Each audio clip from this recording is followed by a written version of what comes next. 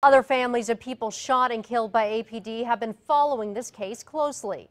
They think it's about time the DA has charged a cop for a shooting, and they're hoping their cases are next.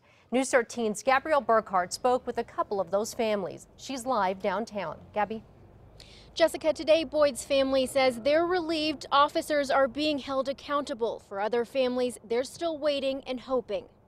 It has been a long time coming. Civil rights attorney Shannon Kennedy represents the family of James Boyd. She says the district attorney's decision to charge now retired APD officer Keith Sandy and Dominique Perez with murdering Boyd is a step in the right direction for holding officers accountable. There's a collective sigh of relief among the many families I've represented over the years that perhaps in this case there may be justice. Among those following Boyd's case closely, Kenneth Ellis. Tomorrow's the 5th anniversary of my son's killing by APD. His son, Iraq war vet Kenneth Ellis III, was shot and killed by APD officer Brett Lempiris Tremba as Ellis held a gun to his own head. A civil court judge ruled the shooting unnecessary and awarded the family millions, but the officer was never charged. Same case with detectives Chris Brown and Richard Hilger after Brown shot and killed Christopher Torres in his backyard in 2011. Ellis hopes the murder charges in Boyd's case will set a precedent. I'm still optimistic, cautiously. You know, the wheels of justice turn slow, and I'm not giving up on the judicial system here to get it right. Do it.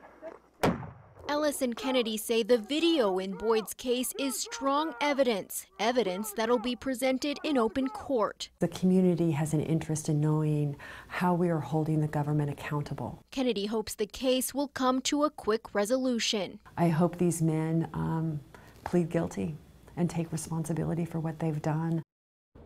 Kennedy tells me her office plans to file a civil rights lawsuit against the two officers in Boyd's case. They've already filed a lawsuit against APD and the city. Back to you. Okay, Gabrielle, the video of the James Boyd shooting sparked outrage and protest in Albuquerque. We spoke with Albuquerque residents today.